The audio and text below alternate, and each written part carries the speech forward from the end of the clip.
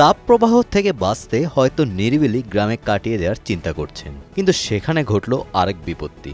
ঘন ঘন লোডশেডিং এর প্রভাবে যেন সাধারণভাবে বেঁচে থাকাই দায়। এলাকা ভেদেই ঘটে থাকে এমন লোডশেডিং। তাই জেনে নিন কোথায় কোথায় বেশি লোডশেডিং হয় আর লোডশেডিং থেকে বাঁচতে আপনার কি করণীয়।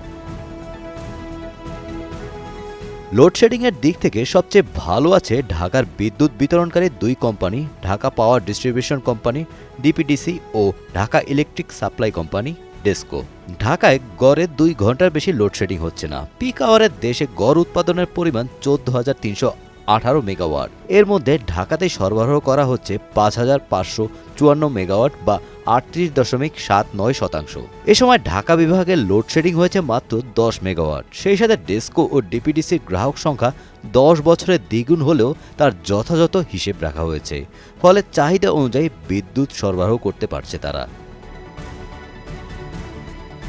সবচেয়ে খারাপ অবস্থায় পল্লী বিদ্যুৎ বোর্ডের আরইবি, কারণ গত এক দশকে বিতরণকারী এই সংস্থাটির বিদ্যুতের গ্রাহক ৩ গুণ বেড়েছে, তাই চাহিদাও ৩ গুণ হওয়ার কথা। তবে আরইবি ২০১৬ সালের পর ৫% হারে বাড়তি ধরে চাহিদা হিসাব করে বর্তমানে তাদের চাহিদা বেড়েছে মাত্র ৫৫%। অর্থাৎ চাহিদা ও সরবরাহের মাঝে বড় ধরনের ঘাটতি রয়ে গেছে। এতে গ্রামাঞ্চলে বিদ্যুতের ঘাটতি অনেক বেশি হচ্ছে, লোডশেডিংও সহনীয় পর্যায়ে রাখা যাচ্ছে না। এদিকে বিদ্যুৎ সরবরাহের তথ্য পর্যালোচনা করে পাওয়া গেছে অদ্ভুত তথ্য।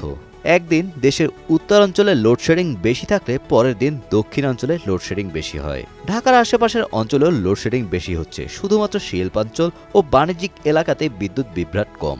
গ্রামে ৪৫% বিদ্যুৎ ঘাটতি, ফলে সেখানে লোডশেডিং সবচেয়ে বেশি। তবে বিদ্যুৎ কম গেলেও বিলের ক্ষেত্রে সবচেয়ে বেশি ভুগতে হয় ঢাকাবাসীকে। বর্তমানে বিতরণকারী সংস্থা ও কোম্পানিগুলোর মধ্যে সবচেয়ে বেশি দাম নেয় ডেসকো। প্রতি ইউনিট বিদ্যুতের জন্য এই কোম্পানির গ্রাহকরা গড়ে ১০.৩২ পয়সা দাম দিয়ে থাকে। ঢাকার আরেক বিদ্যুৎ বিতরণ কোম্পানি ডিপিডিসি গ্রাহকরা গড়ে দাম নেয় প্রতি ইউনিটের জন্য ১০ টাকা ২১ পয়সা। Golam Rabbani, Times today.